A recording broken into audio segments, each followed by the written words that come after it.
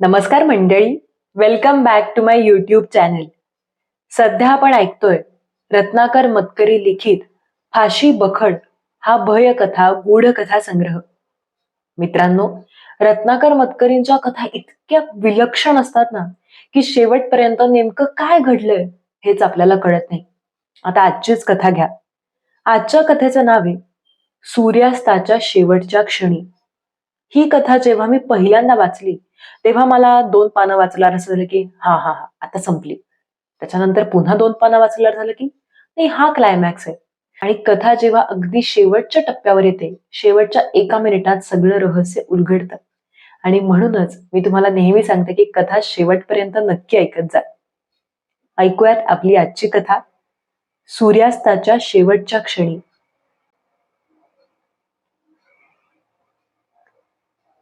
झाडे उंच वाढलेली, रुंद, भारदस्त, वयस्क, शेजारी शेजारी उभी राहून एकमेकांशी लगट करणारी, जबरदस्ती करणारी, निर्ढावलेली, गडद पानांची एकमेकांत मिसळून गेलेली, चिमण्या पानांच्या झाडांवर चढलेल्या अजस्त्र पानांच्या वेली, मध्ये सूर्यप्रकाश झिरपेल एवढीच फट.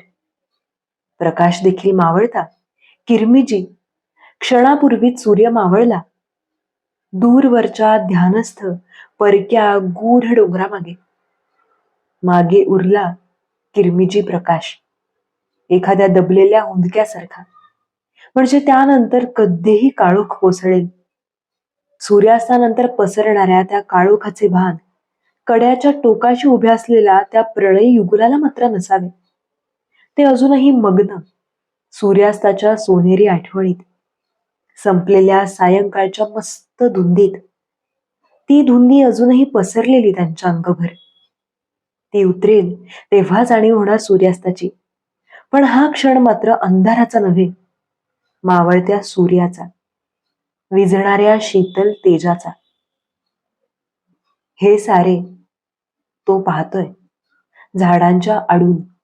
पाहता पाहताच त्याला ते जाणवतंय, तोही जणू त्या युगुलातच मिसळून गेलाय, स्वतःचं भान हरपून बसलाय. तरीही त्याच्यात आणि त्या युगुलामध्ये झाडं उभी आहेत, गर्द, भक्कम, मजबूत, सुदृढ झाडं. तो सूर्यास्ताकडे पाहत होता, त्यांच्याकडे पाहत होता, त्यांच्या नजरेतून सूर्यास्ताकडे पाहत होता. त्यांच्यातून सूर्यास्त पाहता पाहता स्वतःला आठवणींचे अर्घ्य देत होता. पण जागचा न हलता, जणू पाय टाकला तर ती प्रणय पक्षांची जोडी उडून जाईल. अवकाशावर उमटलेले ते सुंदर चित्रतरंग उठून त्यात विरून जाईल. आपल्या विरत चाललेल्या केसांमधून तो हात फिरवतो, अस्वस्थ होत जातो. त्याला काहीतरी आठवू लागतं. असाच सुंदर क्षण, सूर्यास्त पाहत उभी असलेली आपण दोघे, तिच्या सुंदर चेहऱ्याला उजळून टाकणारा सोनेरी संधीप्रकाश. तो क्षण गेला आणि सूर्यास्त झाला. अंधार पडला. ती त्या अंधारात कायमची विरून गेली. आपण एकटे पडलो, अंधारात चाचपडत राहिलो तिच्यासाठी. अजूनही अजूनही आठवण आली की नंतर चष्मा पुसून घ्यावा लागतो. ती गेली, पण तिच्याबरोबर पाहिलेला तो सूर्यास्त. आपल्या मिठीत ती असतानाच डोळ्यात परावर्तित झालेली सूर्यकिरणांची चमक. समोरचे युगुल आता एकमेकांच्या मिठीत होते. बाकी काहीही नजरेस पडत नव्हतं. झाडात राहिलेल्या फटीमधून केवळ तेच एक सुंदर चित्र त्याला दिसत राहिलं. त्या चित्राला पर्णसंभाराची गर्द चौकट होती. आणि अचानक झाडांमधून एक टिटवी कर्कश ओरडत गेली आणि समोरचं चित्रच पालटलं. तो डोळ्यात प्राण आणून पाहू लागला. समोर एक भयंकर प्रकार घडत होता. त्या युगुलातील तरुणाने समोरच्या तरुणीचे दोन्ही दंड गच्च धरले आणि सारी शक्ती एकवटून तिला कडावरून खाली ढकलून दिलं. कसलाही प्रतिकार करायला तिला अवकाश मिळाला नाही. क्षणार्धात ती दिसेनाशी झाली. फक्त तिची शेवटची किंकाळी वातावरणात घुमली. मग सारं शांत झालं. तरुणाने एकदा आजूबाजूला पाहिलं, कोणी पाहतंय का याची खात्री करण्यासाठी. त्याच्या नजरेला कुणीच पडलं नाही. जंगल निर्मनुष्य होतं.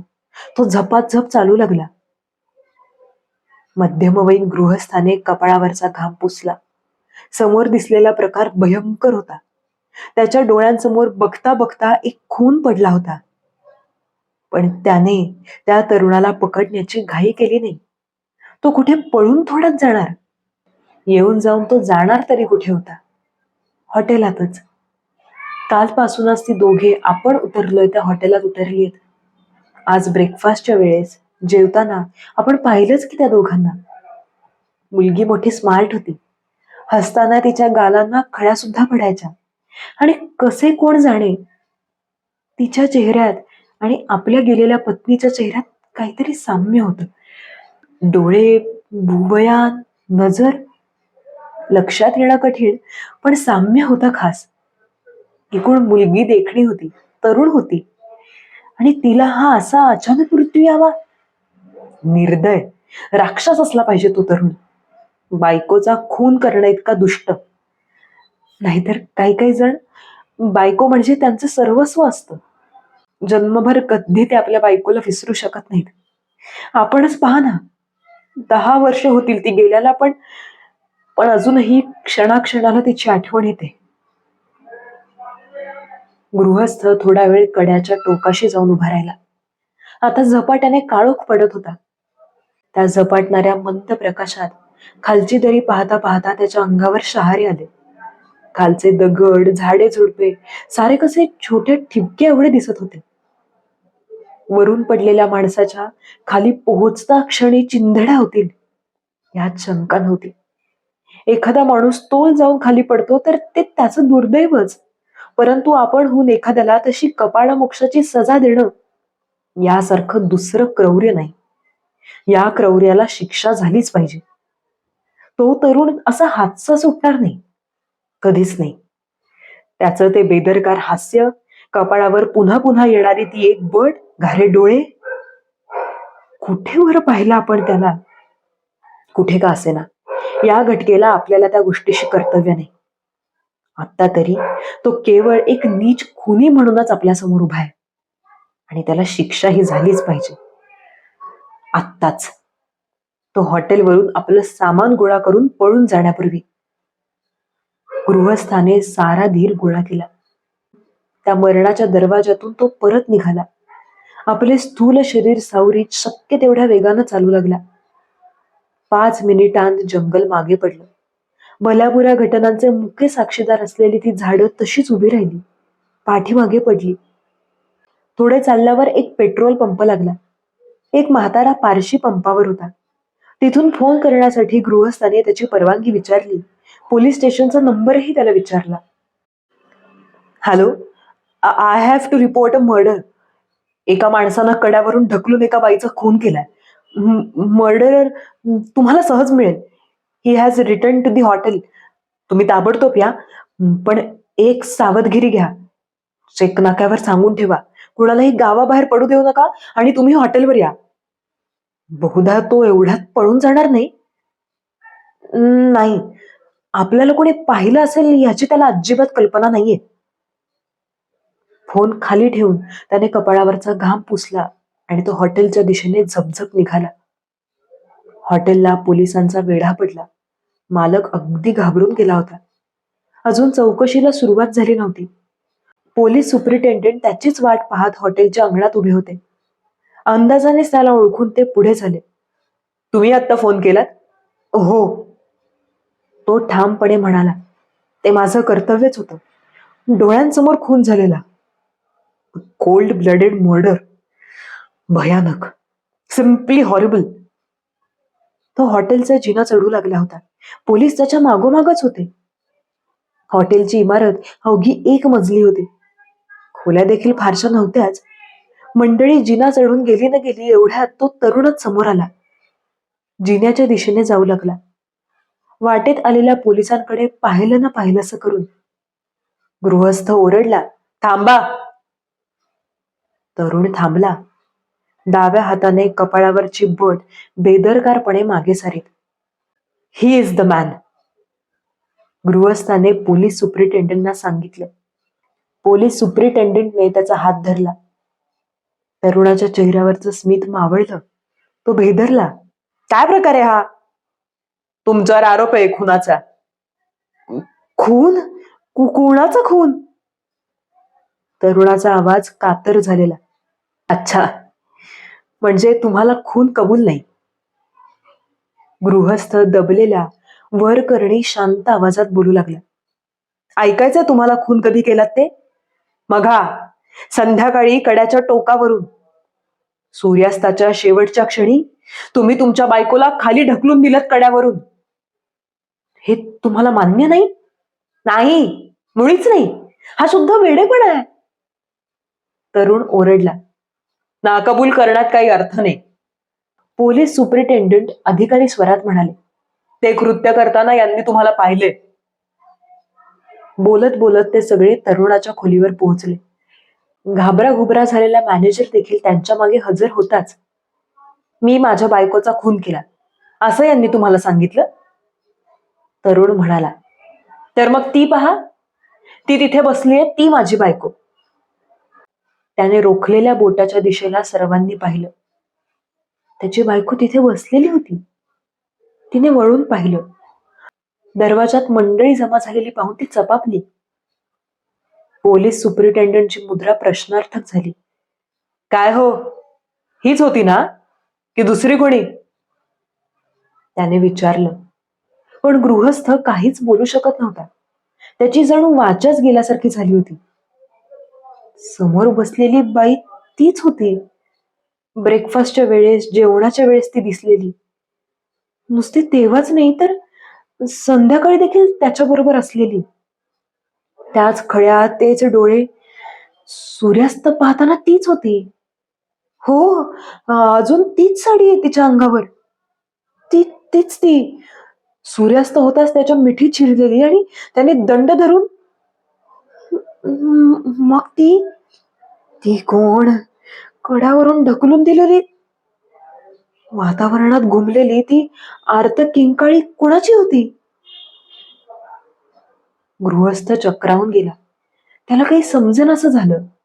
समोरच्या आकृती अंधुक अंधुक होऊ लागल्या. फक्त त्या तरुणाचं ते स्मित, गळ्याभोवतीचा रुमाल तेवढंच स्पष्ट झालं. पुन्हा सारं अंधुक. तरुणाचं स्मित रुंदावलं. गृहस्थाला काही समजत नव्हतं, काही ऐकू येत नव्हतं. दोन्ही हातांनी डोकं गच्च धरून तो आपल्या खोलीकडे निघाला, ढकलल्यासारखा. बाहेर मॅनेजर पोलिसांची समजूत काढत होते. Don't pay any attention to him. मधून मधून असेच करतात, चक्रावल्यासारखे. त्यांची वाईफ गेल्यापासून डोकं थोडं, म्हणजे तसे ठीक आहे, पण कधी कधी फार प्रेम होतं म्हणे त्यांचं आपल्या बायकोवर. तरुण खोलीत जातो. दाराची कडी लावून घेतो. पुन्हा बायकोला मिठीत घेतो. चुंबनांचा बडीमार करतो. गृहस्थ आपल्या खोलीत तसाच पडलेला, काळोखात. समोर छोट्या फोटो फ्रेम मध्ये एक हसरा फोटो. गालांना खळ्या, चमकणारे डोळे. काळोखात हे काही दिसत नाही, पण दिसायची गरजच नाही. गेली 10 वर्ष दररोज पाहून त्या फोटोतली रेषानरेषा ओळखीची झाली. मिटलेल्या डोळ्यांसमोर देखील तो चेहरा दिसतो, जसाच्या तसा. आता सुद्धा काळोखात उघड्या चेहऱ्यांसमोर तो चेहरा आणून गृहस्थ हुंदका दिल्यासारखे पुटपुटत होता. Why did you have to leave me? Why did you? Why did you? दुसऱ्या दिवशी तरुण सकाळपासूनच खुश होता. गेले कित्येक दिवस त्याला जो पेच पडला होता त्यावर त्याला अचानक उपाय सापडला होता. त्या वेडपट गृहस्थानेच तो दाखवून दिला होता. तसे म्हटले तर ती त्याची बायको नव्हती, त्याची खुणीच नव्हती. होती फक्त एक घटकाभराची गंमत. तसे तिने त्याला पुष्कळ सुख दिले होते. तरुण होती, देखणी होती, शिवाय प्रणयाच्या खेळातही तरबेज होती. जे सुख पुरुष घेणारच आहे ते त्याच्यावर मुक्तपणे रंगून जाऊन कसे उधळायचे हे ती जाणत होती. त्याचे आणि आपले दोघांचेही सुख वाढवत होती. तिच्या या कौशल्यावर तो खुश होता. पण तिला मात्र तेवढंच पुरेसं नव्हतं. तिच्या मागण्या दिवसेंदिवस वाढत होत्या. तिला रीतसर लग्न हवं होतं, घर हवं होतं, मूल हवं होतं, संसारही हवा होता. या साऱ्या गोष्टी त्याच्या आयुष्यातून कटाप होत्या. आयुष्याचं त्याचं चित्र फार वेधक, फार रंगीत आणि उसळत्या फेसाळ बिअरच्या ग्लासासारखं उत्साही होतं. मुलं, संसार असल्या जबाबदाऱ्यांनी त्याला स्वतःचे पाय जखडून घ्यायचे नव्हते. आयुष्याच्या चित्राचे रंग विटू द्यायचे नव्हते. पण ते तिला समजत नव्हतं. हजारदा सांगूनही पटत नव्हतं. तशी ती थोडी मूर्खच होती. प्रणयाचं चातुर्य जसं काही तिच्यात अंगभूतच होतं. परंतु या पलीकडे तिला विचारशक्ती फारशी नव्हती. एक एक गोष्ट अनेक वार सांगूनही तिच्या डोक्यात उतरत नसे. त्यातून स्वभाव मत्सरी, याने दुसऱ्या मुलीचे नुसते नाव घेण्याचा अवकाश, तिचे रुसवे फुगवे अश्रू गाळणे लगेचच सुरू व्हायचे. हे तर त्याला मुळीच परवडणारे नव्हते. जगात इतकी मजेची ठिकाणं असताना एकाच जागी स्वतःला बांधून घेण्याचे म्हातारे विचार त्याला कधीच पटले नसते. घरटे बांधून राहायला तो काही काऊचिव नव्हता. ते होते एक मोठे रंगीत फुलपाखरू. पण हे तिला समजत नव्हतं. समजावण्याचे प्रयत्न व्यर्थ होते. आता तर ती लग्नाच्या घाईलाच आली होती. त्याने लग्न करावं म्हणून त्याला धमक्या देखील देऊ लागली होती. अर्थात तो त्या धमक्यांना भीक घालणार नव्हता. तिच्या अश्रूंनी आपल्या चित्रातले रंग पुसले जाऊ देणार नव्हता. तेव्हा आता तिच्याशी कायमचा संबंध तोडून टाकणं एवढा एकच मार्ग शिल्लक राहिला. पण ते तिला पटलं नसतं. ती चिवटपणे लोचटपणे त्याच्या मागे फरफटत राहिलीच असती. नको तेव्हा मार्गात येत राहिली असती. म्हणून जे काय करायचं ते तिच्या नकळत. पण काय करायचं? खून? खुनाची कल्पना त्याला आजवर सुचली नव्हती असं नाही, पण तिच्यात धोका फार होता. स्वतः पकडले जाऊन मुळीच चालणार नव्हतं. जे आयुष्य चैनीत विलासात घालवायचं त्याला 1% देखील धक्का लागता कामा नये.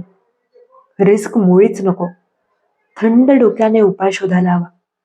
मग कितीही वेळ लागला तरी चालेल, पण करायचं ते अत्यंत सुलभतेने व्हायला हवं. अगदी पाण्याच्या धारेखाली धरल्यावर बोटावरचा डाग नाहीसा व्हावा, तितकं सहज. तिच्याबरोबर चैन करायला तो या हॉटेलात येऊन राहिला होता खरा, पण मनातूनच तो बेचैन होता. गदगदा हसत होता, शीळ घालीत होता, बेफिकीरपणाने केसांच्या पटा मागे सारीत होता. तिचा उपभोग घेत होता. पण मनात एकच विचार एकसारखा टिकटिकत होता. हिचं काय करायचं? काय करायचं हिचं? आणि एकदम मार्ग सापडला. त्या चक्रम माणसाने खोटा आळ घेऊन तो दाखवून दिला. मनावरचं एक मोठं ओझं उतरलं त्याच्यात. तरुणानं शीळ घातली, गाणी गुणगुणली, झक्क कपडे घातले, आवडता स्कार्फ गळाभोवती गुंडाळला. सामानाची बांधाबांध दुपारीच झाली होती. सामान फारसं नव्हतंच. हॉटेलचं बिल चुकतं केलं. संध्याकाळची गाडी होती. त्याच्या मनातल्या हिशेबाने रात्री देखील एक गाडी होती, एकट्यानेच जाण्यासाठी. शेवटचा शृंगार करून त्यांनी खोली बंद केली. दोघेही हॉटेलातून बाहेर पडली. सूर्यास्त पाहूया? शेवटचा सूर्यास्त हा इथला, तो हसून म्हणाला. दोघे रोजच्या सूर्यास्त पाहण्याच्या ठिकाणाशी आले, हातातली एक एक सुटकेस सांभाळीत. अनिमिष नेत्रांनी दोघे सूर्यास्त पाहत राहिले. सारं आकाश सोनेरी होऊन गेलं होतं. सूर्याचा लाल किरमिजी गोल क्षितिजावरच्या स्तब्ध नितळ डोंगरामागे बुडू लागला. ती त्याला बिलगली. सारे निर्मनुष्य होते. मग त्यानेही वेळ वाया घालवला नाही, दवडला नाही. क्षणार्धात त्याने तिला मिठीत घेतलं. तिच्यावर शेवटच्या चुंबनांचा वर्षाव केला.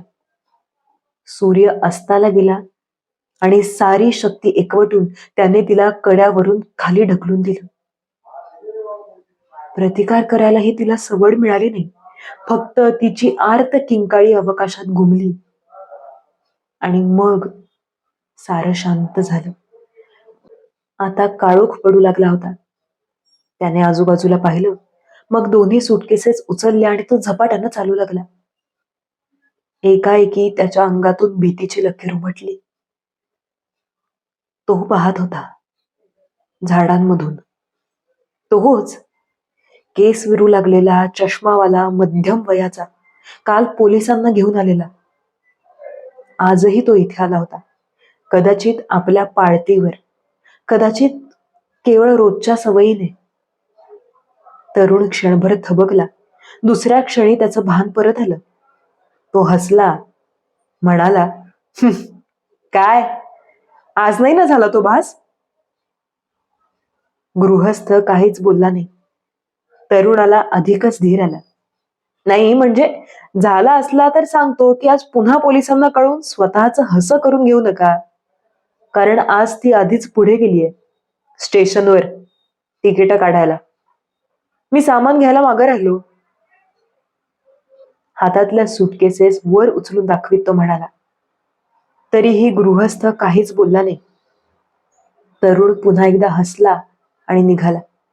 बरंय, ओळख ठेवा.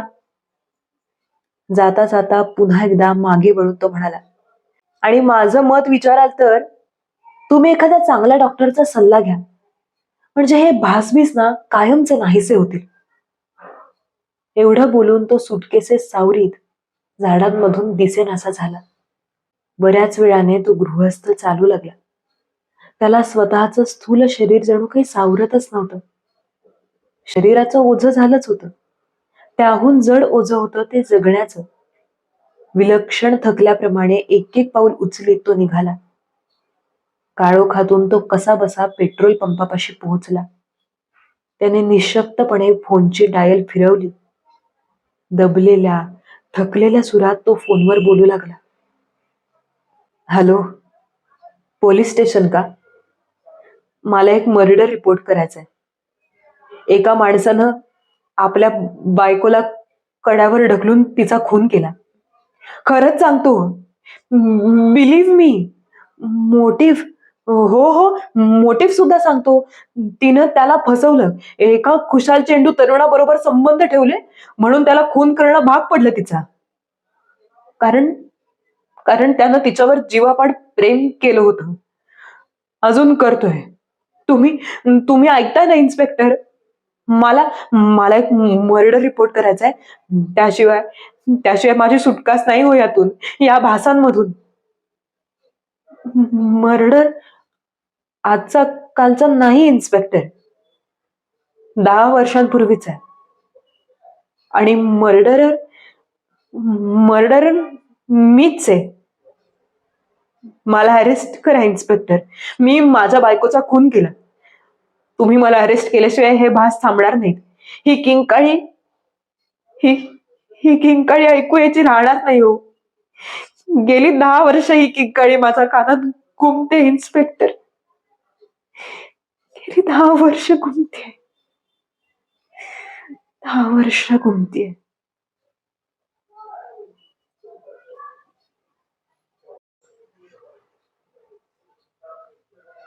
ही होती आपली आजची सस्पेन्सफुल कथा, सूर्यास्ताच्या शेवटच्या क्षणी. आणि खरं सांगायचं तर शेवटच्या क्षणापर्यंत नक्की काय होतंय हे मला अजिबात कळलं नव्हतं. विलक्षण गोष्ट होती. मला अशा सायकोटेक, थोड्या सायको थ्रिलर असलेल्या गोष्टी फार आवडतात. खरं तर आता तो तरुण कधीच पकडला जाणार नाही बहुतेक, याची खंत मला वाटली. पण शेवटी काय करणार. जर तुम्हाला ही कथा आवडली असेल, जर तुमचं या कथेबद्दलचं काही वेगळं मत असेल किंवा वेगळं काही अनुमान लावता येत असेल तर प्लीज मला कमेंट करून नक्की सांगा. आणि जर वाचन आवडलं असेल तर या व्हिडिओला लाईक करा, कमेंट करून सांगा आणि आपल्या चॅनलला नक्की नक्की सबस्क्राईब करा. भेटूयात पुढच्या कथेमध्ये पुढच्या भागात. तोपर्यंत धन्यवाद आणि थँक्यू.